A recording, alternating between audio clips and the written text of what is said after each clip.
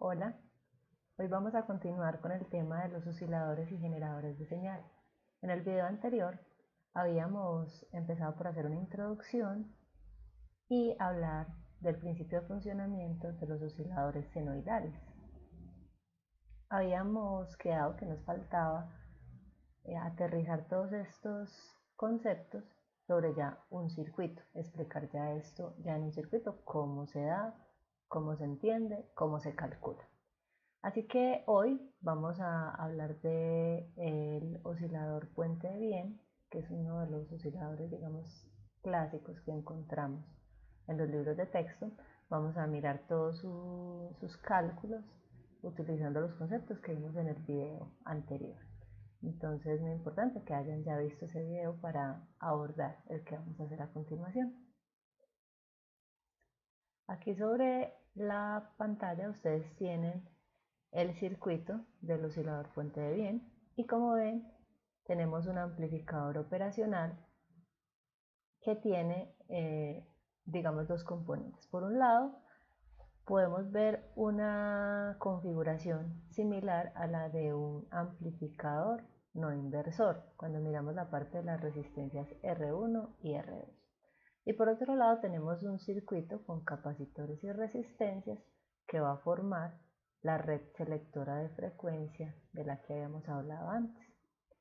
Es decir, hablamos inicialmente en el video anterior de que para tener un oscilador senoidal teníamos que tener un elemento amplificador y requeríamos tener una realimentación a través de una red selectora de frecuencia que dijimos que consistía en un circuito en RC. Digamos que aquí tenemos la entrada. Entonces, con un concepto como este, pues lo que tenemos en este circuito que se está proponiendo básicamente es que el amplificador operacional está actuando como el elemento amplificador que tenemos. Recordemos muy rápidamente que si tenemos un amplificador no inversor, pues básicamente lo que vamos a tener es unas resistencias que se realimentan por la entrada inversora y que me van a generar la ganancia de este circuito, y tenemos una entrada que sea por la inversora. Es una entrada, es decir, por aquí estaría nuestro voltaje de entrada. Tenemos, a ver, para que lo pongamos con la misma notación, R2 y R1,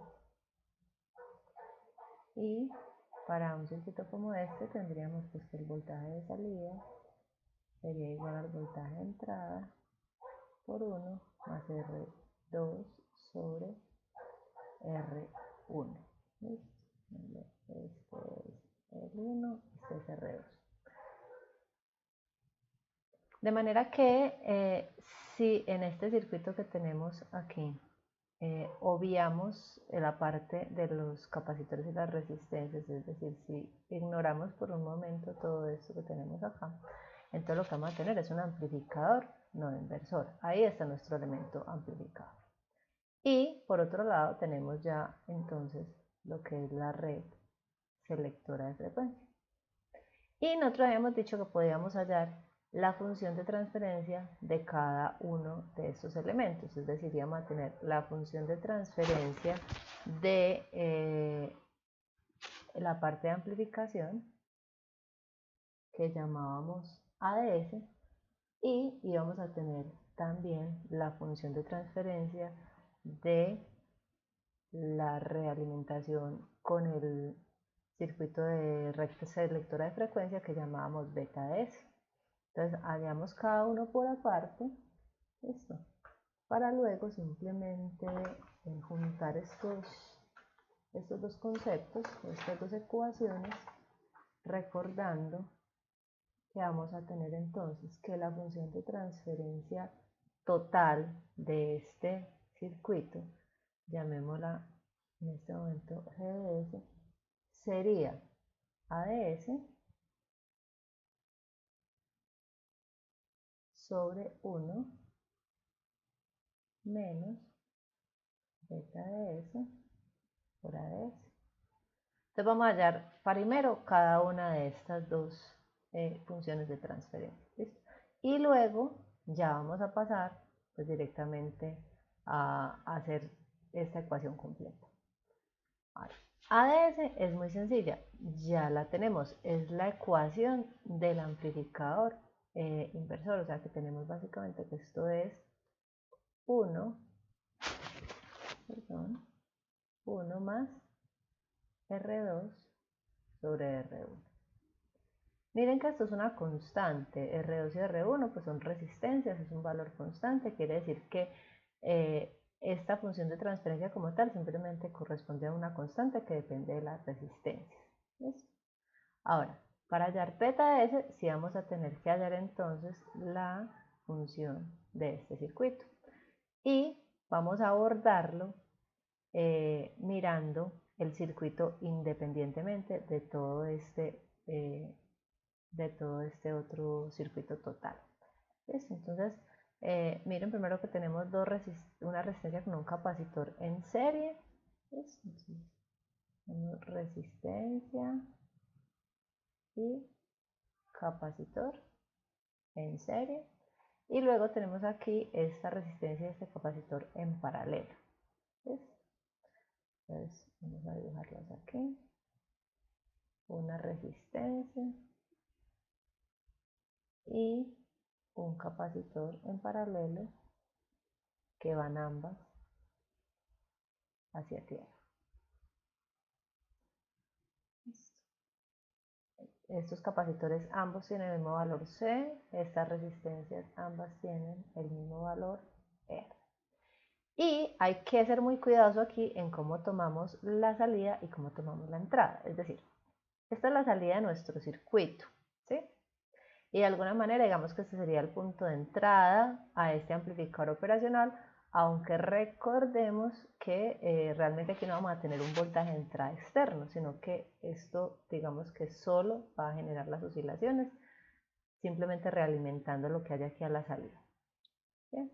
Entonces, desde el punto de vista de este circuito, esta de aquí es la salida y esta es la entrada, pero si nosotros nos vamos al concepto de realimentación que teníamos por acá, entonces teníamos que esta red selectora coge lo que hay en este punto, esa salida entra a la red selectora y luego sale para ser realimentada al amplificador. O sea que realmente desde el punto de vista de este pedacito que es nuestra red selectora de frecuencia, esta va a ser la entrada, ¿listo? Y esta va a ser la salida.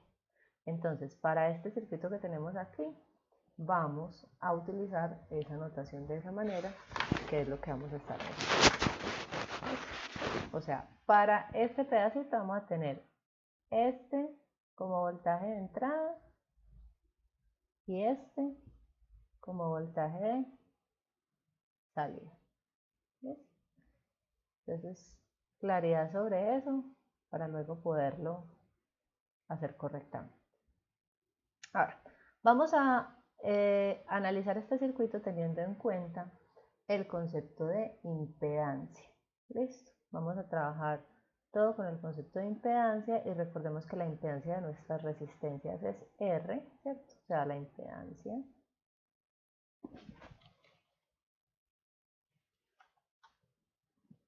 de las resistencias pues va a ser simplemente R y que la impedancia del capacitor va a ser 1 sobre CS. Ahora, para simplificar el análisis, lo que vamos a hacer es primero hallar una resistencia equivalente de esta serie. ¿Listo? Vamos a hallar esta resistencia equivalente. Y luego vamos a, pues, o esta impedancia equivalente mejor, y luego vamos a hallar la impedancia equivalente de este paralelo para transformar este circuito en algo un poco más simple. Vamos a transformarlo en una primera impedancia por acá y una segunda impedancia por acá. Aquí vamos a tener tierra, este no va a ser nuestro voltaje de salida y este es nuestro voltaje de entrada.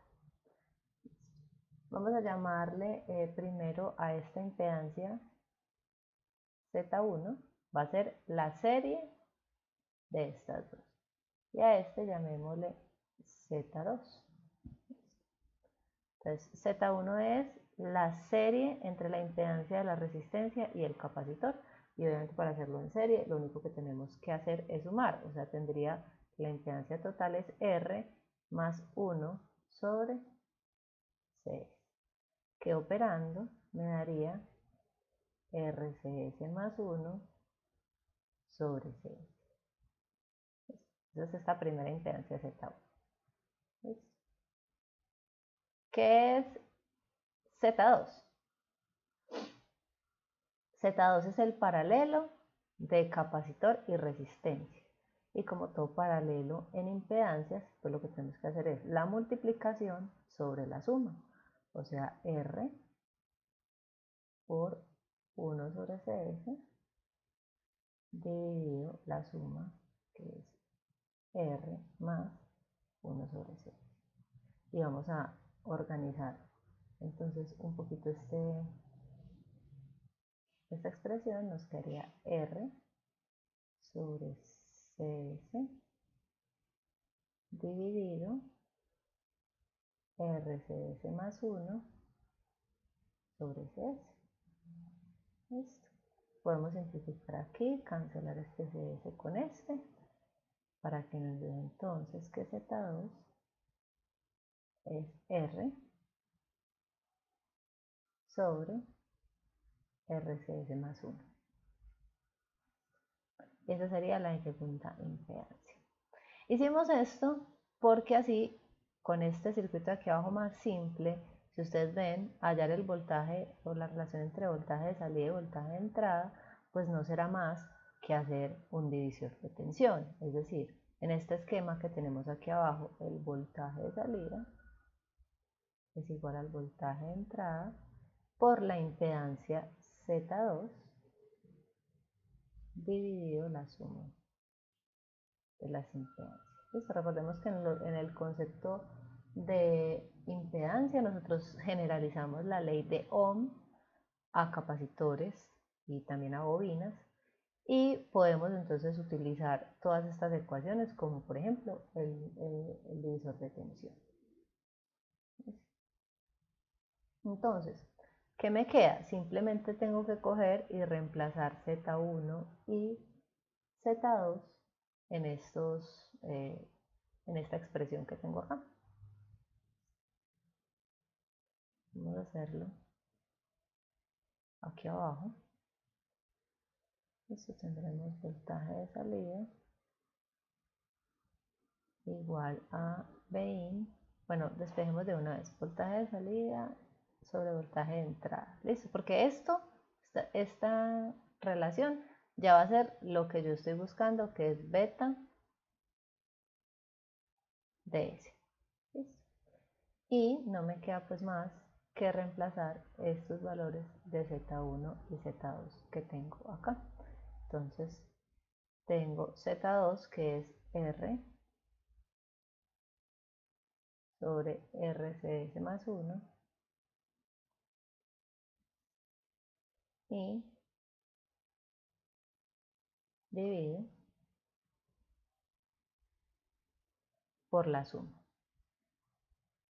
R sobre RCS más 1 más Z1 que está por aquí, RCS más 1 sobre 6. Tenemos que operar esto para simplificarlo un poco. Y entonces tenemos que esto sería beta de S igual a R sobre R CS más 1 dividido RCS más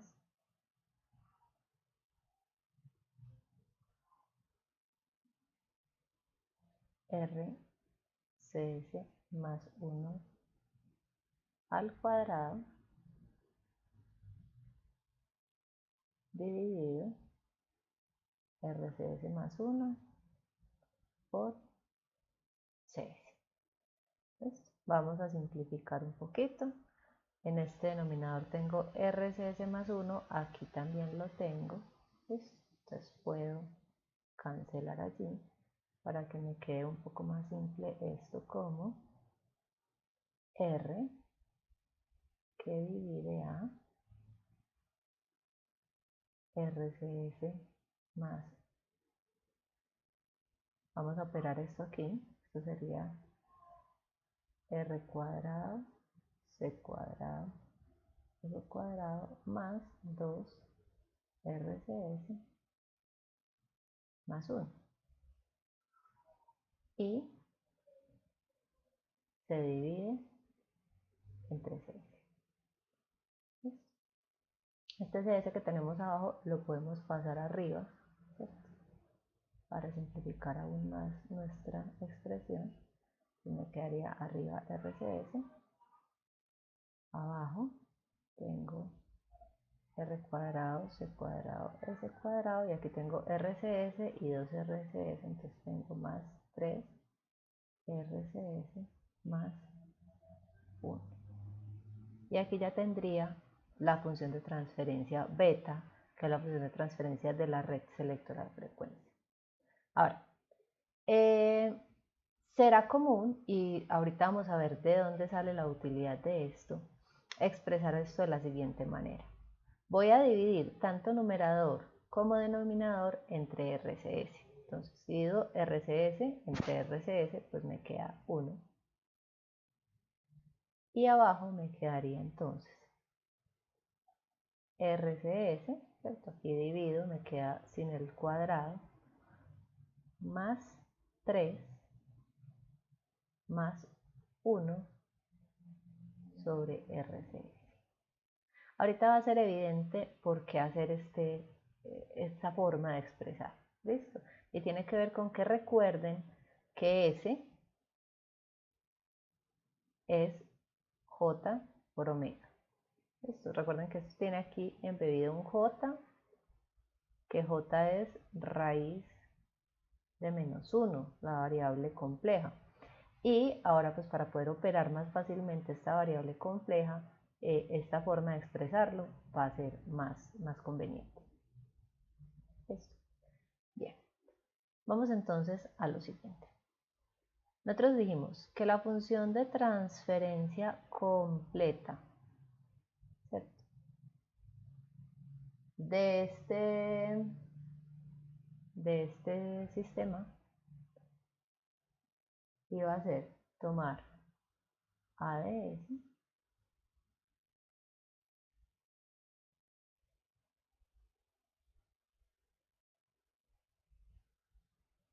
sobre 1 menos beta de S, ADS, como lo tenemos aquí.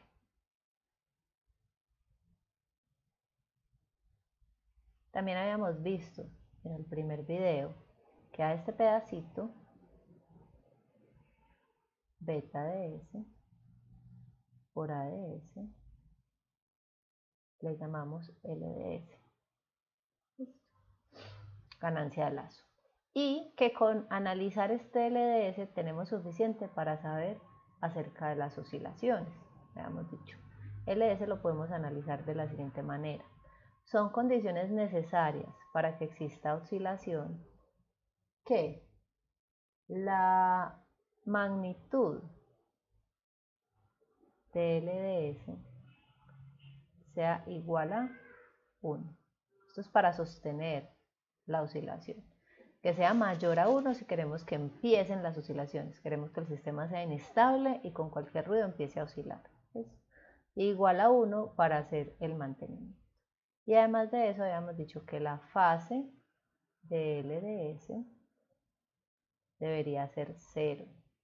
¿Ves? Entonces, no vamos a analizar este GDS completo, vamos a analizar este LDS que es beta DS por ADS y lo tenemos que analizar desde el punto de vista de que su magnitud sea igual a 1 y su fase sea igual a 0 y para eso tenemos que recordar algunos conceptos de todo esto de la variable compleja. ¿Listo? Vamos a verlo, a tratar de recordarlo muy rápidamente, por lo menos en la parte operativa. ¿Ves? Entonces, primero, tomemos ese LDS, ¿cuánto nos daría? Sería simplemente el asunto de multiplicar beta ADS por ADS. Entonces ADS es 1 más R2 sobre R1. Y miren que este me había dado aquí 1 sobre RCS más 3 más 1 sobre RCS. Y entonces lo que vamos a tener aquí es que este me queda aquí en la parte de abajo. RCS más 3 más 1 sobre RCS. ¿Listo? Al multiplicar beta por A. ¿Listo? Entonces, yo necesito que la magnitud de esto sea igual a 1 y la fase sea igual a 0. Vamos a recordar brevemente que la magnitud y la fase en una expresión como esta que tiene números complejos tienen que ver entonces la magnitud de un determinado elemento como este sería simplemente hacer la raíz cuadrada de la parte real al cuadrado más la parte imaginaria al cuadrado. Quiere decir que para hallar la magnitud de esto vamos a tener que separar la parte real de la parte imaginaria. Y para eso pues tenemos que cambiar ese S por J omega, de manera que podamos coger esa J y mirar entonces cuál es la parte real y cuál es la parte imaginaria. Y básicamente vamos a poder decir que la fase de esta cosa es 0 cuando la parte imaginaria se haga 0, es decir, cuando la parte imaginaria de una expresión como esta se vuelve 0, la expresión queda solo real, la fase se vuelve 0, porque es esa parte imaginaria la que me genera fases o desplazamientos de fase sobre los sistemas. Entonces lo primero que vamos a hacer es coger la expresión para que ya no sea de S, sino de J omega, y simplemente pues es reemplazar la variable. ¿Listo? R2 sobre R1, esto aquí no tiene ninguna S, entonces no pasa nada. ¿Listo? Muy bien. Y vamos a tomar esto, lo vamos a organizar un poquito, vamos a coger aquí el 3, que es real. ¿Listo? RCS, entonces me quedaría, en vez de S, J omega, ¿cierto? RC más 1 sobre J omega RC. O sea, separamos aquí a este ladito la parte que tiene compleja, pero esta J está abajo, eso me estorba mucho. Listo, el J está aquí estorbando bastante. Entonces lo que hacemos, digamos el truco que se utiliza normalmente en estos casos es coger este elementico que tenemos, que tiene la J abajo, y multiplicar por J arriba y abajo en ese término. Y así nos quedaría de la siguiente manera. Entonces, tendríamos L de J omega igual a 1 más R2 sobre R1, 3 más J omega RC, más, multiplico arriba por J, me queda simplemente J, y multiplico abajo, me queda J al cuadrado omega RC. Y recordemos que J es raíz de menos 1, por lo cual J al cuadrado pues es simplemente menos 1. ¿Listo? O sea que lo único que va a hacer esto es que desaparece esta J, queda un -1, me cambia el signo acá. O sea, yo puedo decir lo siguiente, L de J omega igual a 1 más R2 sobre R1, y aquí me puede quedar 3 más J omega RC más J, perdón, más no, menos, ¿cierto? Nos cambió el signo, por eso aquí, entonces menos J sobre omega RC. ¿Listo? Entonces miren que ya aquí si yo saco factor común J, puedo separar la parte real de la parte imaginaria aquí en este denominador. ¿Listo? Vamos a pasarnos a una nueva página.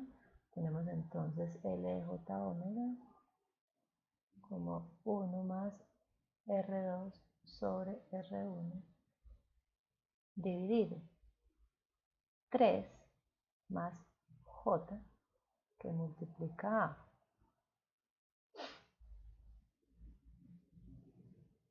RC menos 1, perdón, omega RC que multiplica J que multiplica omega RC menos 1 sobre omega RC. Listo. Bien. Ahora recordemos que vamos a tener que hacer la magnitud y la fase para estudiar. Vamos a empezar por la fase. Recordemos que la fase necesitamos que sea 0. Y para eso, en este caso, será suficiente con que la fase de esta parte de abajo se haga 0. Es decir, la parte del numerador es real. Listo, esto no me afecta para nada la parte de la fase. Vamos a mirar solamente el denominador. Dijimos, necesitamos que la parte imaginaria se haga 0, o sea, lo que hay dentro de este paréntesis que tenemos aquí, todo lo que hay acá, tiene que hacerse 0 para que este circuito pueda oscilar, es una condición necesaria. Entonces podemos decir que para que el circuito oscile necesitamos que omega RC sea igual a 1 sobre omega RC, ¿cierto? Si estas dos cosas son iguales, pues la resta se hace 0. Y esto entonces quiere decir que omega al cuadrado va a ser igual a 1 sobre R cuadrado C cuadrado. ¿Qué quiere decir esto? Miren que en esta expresión, en todo lo que tenemos aquí, R y C son constantes, nunca van a cambiar, eso van a tener el mismo valor. Entonces, ¿de qué dependería entonces que estos dos valores puedan llegar a ser iguales? Dependerían de que omega, ¿cierto?, tenga una determinada característica. Cuando esto se hace igual, vamos a llamar, digamos que la frecuencia es una cosa que varía, ¿cierto? Yo puedo variar la frecuencia, que sería mi variable en este caso. Va a haber un valor de esa variable para el cual esto se hace 0. Y solo en ese valor de frecuencia es cuando esto se va a hacer 0 y cuando el circuito va a poder oscilar. Y esa va a ser la frecuencia a la que el circuito podrá oscilar. A esa frecuencia, ese valor específico de omega para el cual esta condición se da, lo vamos a llamar omega 0. ¿Listo? Entonces, vamos a poner este subíndice que quiere decir que omega es una variable y que para el valor de esa variable al cual se da esta relación, yo le llamo a ese valor de la variable omega 0. Y omega 0, ya se lo despejo entonces, sería igual a 1 sobre RC. Y quiere decir que un oscilador fuente de bien va a oscilar a una frecuencia dada por 1 sobre RC, recordando que esta frecuencia es en radianes por segundo, ¿cierto? Digamos que esta frecuencia de resonancia a la que se va a dar esta oscilación de este circuito sería 2pi y tendría la frecuencia de resonancia en Hertz. ¿Listo? O sea que igual, ¿cierto? Yo podría decir que la frecuencia de resonancia sería 1 sobre 2pi por RC, si la quiero en Hertz, ¿sí? Si quiero trabajar directamente en Hertz, para que no vaya a haber esa confusión, que es común cuando estamos haciendo los cálculos de este tipo de circuitos. Bien. Entonces, con esto ya sabemos a qué frecuencia puede oscilar mi circuito, pero para que esto se dé, además se necesita la otra condición, y es que la magnitud se haga igual a 1. ¿Listo? Entonces dimos la magnitud de esto es coger la raíz cuadrada, la parte real, al cuadrado más la parte imaginaria al cuadrado. ¿Listo? Eso es lo que habíamos definido. Y entonces vamos a hacerlo, pero esto se nos va a simplificar bastante por un asunto, y es que ya dijimos que la parte imaginaria se tuvo que haber hecho 0. ¿Listo?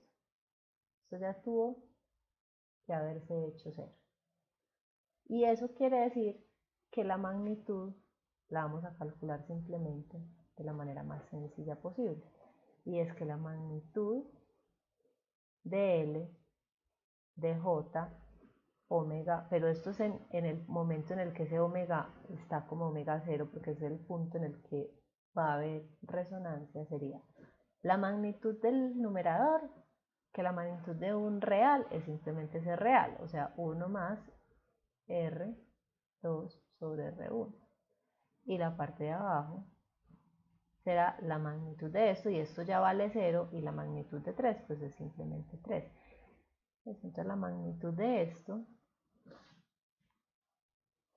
es fácil de expresar, y recordemos que esto nos tiene que dar 1 para que se sostengan las oscilaciones. Si yo quiero que esas oscilaciones empiecen, o sea, en el momento en el que no hay oscilaciones y yo quiero que se puedan empezar, necesito un sistema inestable, y entonces ya no sería este un igual, sino que sería este un mayor que 1. ¿Listo? ¿Qué quiere decir esta expresión? Que para que este sistema empiece a oscilar tendríamos 1 más R2, me faltó la R, R2 sobre R1 tendría que ser mayor que 3, lo cual quiere decir entonces que R2 sobre R1 tiene que ser mayor que 2 para que empiecen las oscilaciones. ¿Sí? Los valores de estas resistencias tienen que tener esta relación. Ahora, eso quiere decir que yo puedo poner cualquier valor para R1 y para R2. Yo elijo, por ejemplo, un R1 determinado, y con base a eso calculo el R2 que necesito. ¿Qué tan mayor que 2 es esto? Un poquito. Que esta relación sea de 2.1, de 2.2, de 2.3, ¿cierto? Sin importar, esto nos va a hacer que el circuito empiece entonces a oscilar. Entonces, en total, ¿qué tendríamos? Que si yo tengo un oscilador como este, para que eso empiece a oscilar, R2 sobre R1 tiene que ser mayor que 2. Y eso va a oscilar a una frecuencia omega dada por 1 sobre RC, o a una frecuencia en Hertz dada 1 por 1 sobre 2pi RC.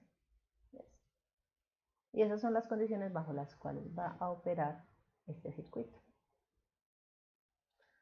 Ahora, recuerden que la condición de inicio, que es esta, mayor a 2, hace que el sistema empiece a ser inestable. ¿Y eso qué quiere decir? Que si yo cojo este circuito y yo lo monto con este valor de R2 mayor a R1, yo voy a tener que cualquier ruido presente por ruido térmico, ¿cierto? Por el encendido del switch, por cualquier motivo, que se dé justo a esa frecuencia omega 0, ¿cierto? Va a hacer que el circuito empiece a oscilar de manera senoidal, y sus oscilaciones van a ser crecientes.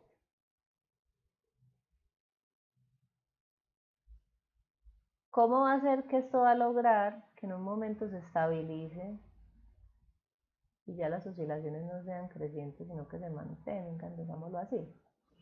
Eso va a pasar cuando lleguemos a la saturación del amplificador operacional, ¿cierto? Recuerden que ese amplificador operacional pues tiene que estar necesariamente por alguna parte polarizado, ¿cierto? Esto tendrá un más VCC, tendrá un menos VCC, ¿cierto? Y la salida aquí nunca va a poder ser mayor a VCC ni va a poder ser menor a menos VCC, de hecho está por debajo, ¿cierto? Está con un máximo de voltaje de saturación positivo y un mínimo de voltaje de saturación negativo, cuyo valor específico depende mucho del amplificador operacional, pero generalmente está más o menos alrededor del 80% del voltaje de polarización positivo y negativo, ¿cierto? Entonces, qué sé yo, si yo estoy polarizando esto con 5, menos 5, pues la salida nunca va a poder ser mayor a tal vez 4, menos 4, ¿cierto? Nunca va a poder superar esos límites. Y cuando yo llego a saturación, eso se convierte en una alinealidad de este sistema que cambia un poco su estructura interna de funcionamiento, sus ecuaciones, digámoslo así, y este comportamiento que yo tenía inicialmente incremental, que tenía que ver en la parte de los polos y ceros del sistema, con que yo tenía unos polos, si este es el real y si este es el imaginario, tenía unos polos que estaban dados por aquí como complejos conjugados a la derecha del eje imaginario, pues cuando lleguemos a saturación esos polos van a correrse para quedarse justo sobre el eje, y cuando estén justo sobre el eje ya voy a tener mi condición de sostenimiento, que va a ser la condición a la cual ya esto se va a mantener constante en amplitud de las oscilaciones. Ahora, adicionalmente, digamos, a ese mecanismo que naturalmente tiene ese oscilador, por las características del amplificador operacional y su saturación, es común hacer algo como esto. ¿Listo? Y esto básicamente lo que tenemos aquí es un circuito limitador. Aquí tenemos un amplificador operacional, digamos que podríamos tener aquí todo nuestro puente de buen completo ya, pero lo que quiero que miren, más allá de lo que está aquí, digamos que sería para nuestro caso el puente buen, sería este mecanismo que tenemos acá. Tenemos dos diodos,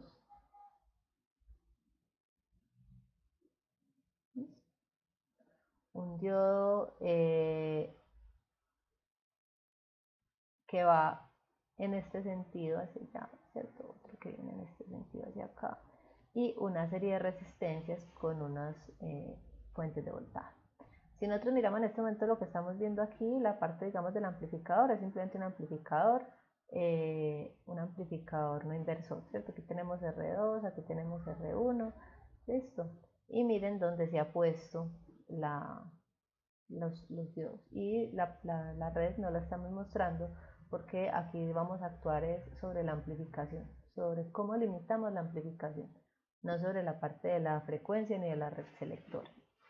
¿Listo? Y aquí están dados unas ecuaciones. Digamos que si llamáramos a estos voltajes de estos puntos B sub A y B sub B, aquí tendríamos la forma de calcular esos voltajes, pero este L más y este L menos serían cuáles son los límites que va a tener el voltaje de la salida acá. Es decir, cuando estos voltaje que hay en este punto esté por debajo de ciertos límites, va a ser exactamente igual a lo que ya hemos calculado, ¿cierto? Pero cuando supere cierto límite, uno de estos hacia el lado positivo o hacia el lado negativo, para cada caso uno de estos diodos se va a activar y va a hacer que se establezca un límite máximo. ¿Listo? De alguna manera que deje de amplificar. Ese límite para el lado inferior depende del voltaje de polarización, que aquí se marca como, ¿cierto?, B, de las resistencias que tenemos aquí, y va a depender del voltaje del diodo, punto 7, digamos, ¿cierto? Depende del diodo y la relación de la resistencia. Entonces, si yo establezco un circuito como este B de nuevo es voltaje de polarización, aquí están marcadas las fuentes como B1 y B2, pero supongamos que tendríamos B1 y B2 con un valor de B, ¿cierto? Que se marca como B. Yo con esto podría tener entonces que, jugando con estas resistencias, puedo establecer donde yo quiera el límite máximo y el límite mínimo de la amplificación, ¿cierto? Hasta dónde puede llegar el voltaje, y eso sería un mecanismo también de limitación de la amplitud que haría el mismo papel de lo que estamos hablando ahora de la saturación, solo que ya escogiendo yo el valor que yo quiero y no dependiendo solamente del voltaje al cual se sature naturalmente el amplificador operacional. Y así yo podría establecer los límites desde hasta donde quiero que suba y baje el voltaje de mi oscilador, cuál sería la amplitud de mi oscilador. Entonces este es un tipo de circuito limitador que podríamos utilizar, pues simplemente aumentando este juego de resistencias sobre el circuito que ya teníamos. Bien, vamos entonces a dejar por ahora este video hasta acá. En un video posterior estaremos hablando ya de osciladores o que ya son como tipo generador de señal, son osciladores ya no lineales. Este que vimos, los osciladores senoidales son los osciladores lineales. Los osciladores no lineales ya se basan en un principio de funcionamiento diferente. Esto ya nos vamos a olvidar de todo esto de la realimentación y de cómo utilizamos el criterio de Barkhausen, de que la magnitud sea igual a 1, de que la fase sea igual a 0. Ese principio de funcionamiento para este otro tipo de osciladores va a ser distinto. Y ahí vamos a ver todo lo que son osciladores que pueden generar ondas cuadradas, triangulares, diente de sierra, etc. Por ahora entonces me despido. Hasta luego.